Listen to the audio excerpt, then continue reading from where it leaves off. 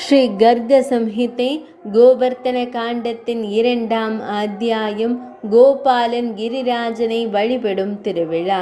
ஸ்ரீ நாரத மாமுனிவர் கூறினார், சாக்ஷாத் ஸ்ரீ நந்தநந்தனன். இதனை கேட்ட ஸ்ரீ சனந்தர் மற்றும் பிற பிரஜவாசிகள் மிகவும் ஆச்சரியம் கொண்டனர். பின்னர் அவர் முந்தைய முடிவை கைவிட்டு ஸ்ரீ கிரிராஜனையே வழிபட கிரிராஜ பூஜையை செய்ய ஏற்பாடு செய்தார். மிதிலேஸ்வரரே, நந்த மகாராஜா தேவி யசோதையுடன் மிகுந்த மகிழ்ச்சியுடன் சென்றார். தனது 2 மகன்களான பலராம சுவாமி மற்றும் பகவான் ஸ்ரீ கிருஷ்ணர் மற்றும் காணிக்கை வழிபாட்டிற்கான பொருள்களை கிரிராஜ வழிபாட்டிற்காக ஆர்வத்துடன் எடுத்துக்கொண்டார்.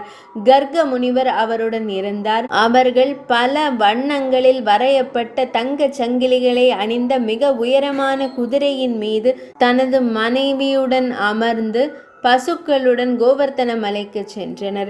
இலையுதிர் காலத்தில் வெண்மையான மேகங்களுடன் தேவேந்திரனுடன் ஐராவதத்தில் தோன்றியது போல நந்தன், உபநந்தன் மற்றும் விருஷபானுகன் ஆகியோர் தங்கள் மகன்கள், பேரன்கள் மற்றும் மனைவியுடன் யாகத்திற்காக அனைத்து ஏற்பாடுகளையும் சுமந்து கொண்டு கிரிராஜனின் அருகே வந்தனர்.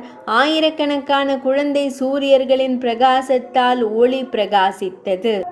அமர்ந்து தெய்வீக ஆடைகளாலும் இரத்தின ஆபரணங்களாலும் அலங்கரிக்கப்பட்ட தேவி ஸ்ரீ ராதை தனது தோழிகள் குழுவுடன் வந்து சுற்றி குருவி மற்றும் வண்டுகளுடன் இருப்பது போல அழகாக தெரிந்தாள்.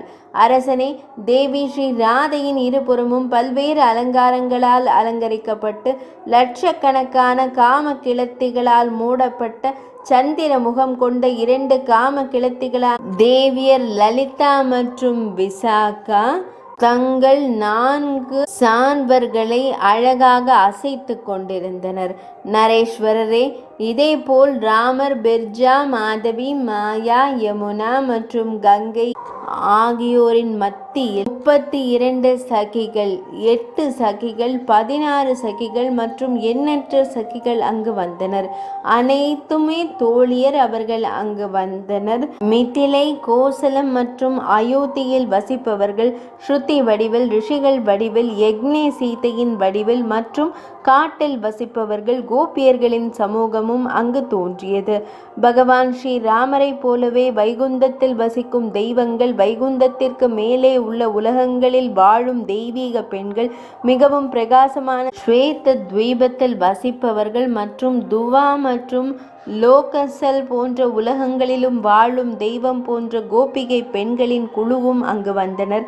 தேவி லக்ஷ்மியின் தோழியர்களாகவும், கடலில் பிறந்தவர்களாகவும், தெய்வீக மும்மூர்த்திகளின் முற்றங்களாகவும், தெய்வீக விமானிகளின் மனைவிகளாகவும் இருந்தவர்கள், மூலிகைகள் நிறைந்த ஜலந்தரின் உள்முற்றத்தின் பெண்கள், கடல் மகள்கள் மற்றும் பர்கிஷ்மதி நகரில் மற்றும் சுதலா போன்ற உலகங்களில் வசிக்க வேண்டிய அனைத்து பெண்களின் சமூகமும் கிரிராஜரான கோவர்த்தனத்திற்கு அருகில் வந்து அமர்ந்தது.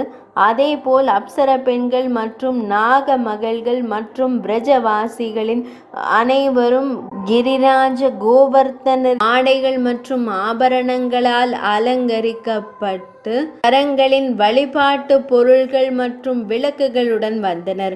குழந்தைகள், இளைஞர்கள் மற்றும் வயதான கோப்பர்களும் மஞ்சள் நிற ஆடைகள், தலைப்பாகைகள் மற்றும் மயில் இறகுகள் மற்றும் அழகான கழுத்தணிகள், குஞ்சாக்கள் மற்றும் மாலைகளுடன் அலங்கரிக்கப்பட்டு புதிய குச்சிகள் மற்றும் மூங்கிலுடன் அங்கு வந்தனர். கிரிராஜர் இமயமலையின் வாயிலிலிருந்து திருவிழாவின் செய்தியை கேட்ட கங்காதர சிவனார் தலையில் மெத்தை முடியை கட்டிக்கொண்டு கரத்தில் ஒரு மண்டை ஓட்டை ஏந்தி சவப்பெட்டியின் சாம்பலை தனது பாதங்களில் போட்டுக்கொண்டு அரவங்கள் மற்றும் வளையல்கள், மண்டை ஓடுகள் மற்றும் விஷம் போன்ற மாலைகளால் அலங்கரிக்கப்பட்டார். அவர் மது அருந்திய தேனருந்திய போதையில் கிரிராஜரின் மகளான தேவி உமையுடன் மூல வாகனமான நந்திதேவரின் மீது ஏறி பிரமதர்களால் சூழப்பட்ட கிரிராஜ மண்டலத்திற்கு வந்தார். முக்கிய துறவி மன்னர்கள், துறவி பிராமணர்கள், தேவரிஷிகள், சித்தேஸ்வரர், ஹன்சர் மற்றும் பிற யோகிகள், ஆயிரக்கணக்கான பிராமணர்கள் மலைகளின் அரசரை காண அவரை சுற்றி கூடினர். கோவர்த்தன மலையின் ஒவ்வொரு பாறையும் இரவாக மாறியது. அவரது தங்க கொம்புகள் சுற்றிலும் தங்கள் ஒளியை பரப்பத் தொடங்கின. அரசரே, அந்த மலை ஒரு உயரமான யானை வடிவத்தில் அரசரின் அழகை எடுக்கத் தொடங்கியது. மதுபோதையில், அதாவது தேனருந்திய மயக்கத்தில் இருந்த தேனீக்கள் மற்றும் நீர்வீழ்ச்சிகளால் அலங்கரிக்கப்பட்ட குகைகளுடன் அதே நேரத்தில் மேரு மற்றும் இமயமலை போன்ற மலைகள் தெய்வீக வடிவங்களை எடுத்து தங்களின் கரங்களில் காணிக்கைகள் மற்றும் மங்களகரமான பொருட்களை கொண்டு சிலை செய்யப்பட்ட கோவர்த்தனத்தை வணங்கத் தொடங்கின. பகவான் ஸ்ரீகிருஷ்ணர் பரிந்துரைத்த முறையின்படி பிராமணர்களால் கோவர்த்தன பூஜையை செய்து பிராமணர்கள் நெருப்புக்கள் மற்றும் பசுக்களை முறையாக வணங்கிய பின்னர் பிரஜேஸ்வரர் நந்த மகாராஜாவின் சேவையில் ஏராளமான செல்வங்களையும் மதிப்புமிக்க பரிசுகளையும் வழங்கினார். நந்த, உபநந்த, ரிஷபானு கோபியர்கள் மற்றும் கோப்பர்கள் நடனமாடவும் பாடவும் இசைக்கருவிகளை வாசிக்கவும் தொடங்கினர். அவர்கள் அனைவருடனும் பகவான் ஸ்ரீ கிருஷ்ணன் மிகுந்த மகிழ்ச்சியால் நிறைந்து கிரிராஜரை வலம் வந்தார். அவர்கள் வானத்திலிருந்து மலர்களை பொழியத் தொடங்கினர். தேவர்கள், தரையில் இருந்த மக்கள் லாஜா, லாபா அல்லது கில் தெளிக்கத் தொடங்கினர்.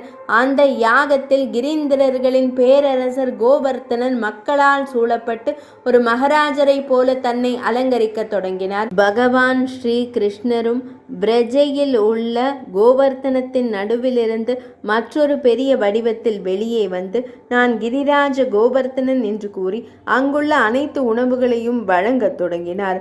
கோப்பர்களும் கோபிகைகளும் நிறைந்த சமூகத்தின் தலைவர்கள் கிரிராஜரின் இந்த விளைவை தங்கள் விழிகளால் கண்டார்கள்.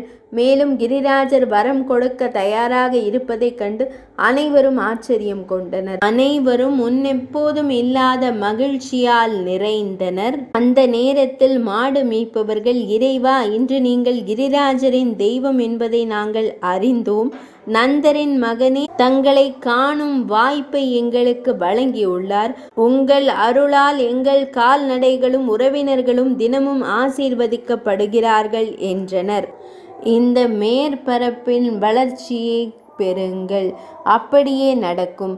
இதை கூறி தெய்வீக வடிவங்களாலும் கிரீடங்கள் மற்றும் வளையல்கள் போன்ற அலங்காரங்களுடனும் அழகிய அலங்கரிக்கப்பட்ட கிரிராஜனை கோவர்த்தனத்தை கண்டனர். அவர் ஒரே கணத்தில் மறைந்து விட்டார்.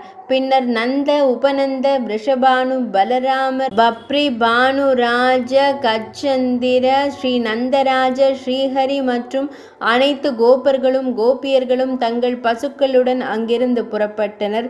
பிரம்மதேவர், யோகேஸ்வரர் சமூகத்தினர், சித்தர்கள், சிவனார் போன்ற கடவுள்கள் மற்றும் அனைவரும் கிரிராஜனை வணங்கிவிட்டு மகிழ்ச்சியுடன் மற்றும் சிறிது தயக்கத்துடன் இல்லம் திரும்பினர். ராஜனே, ஸ்ரீ கிருஷ்ண சந்திரனின் இந்த சிறந்த குணத்தையும் கிரிராஜ அரசரின் விசித்திரமான பண்டிகையையும் நான் உங்களுக்கு விவரித்துள்ளேன். இந்த புனித நிகழ்வு பெரும் பாவங்களை நீக்குகிறது. இது ஸ்ரீ கர்க சம்ஹிதையின் கிரிராஜ காண்டத்தின் 2ஆம் அத்தியாயமான நாரத பகுலாஸ்வ சம்வாதத்தில் நிகழ்ந்த கிரிராஜ மகோத்சவம் என்ற தலைப்பு கொண்ட 2ஆம் அத்தியாயம் இனிதே நிறைவடைந்தது.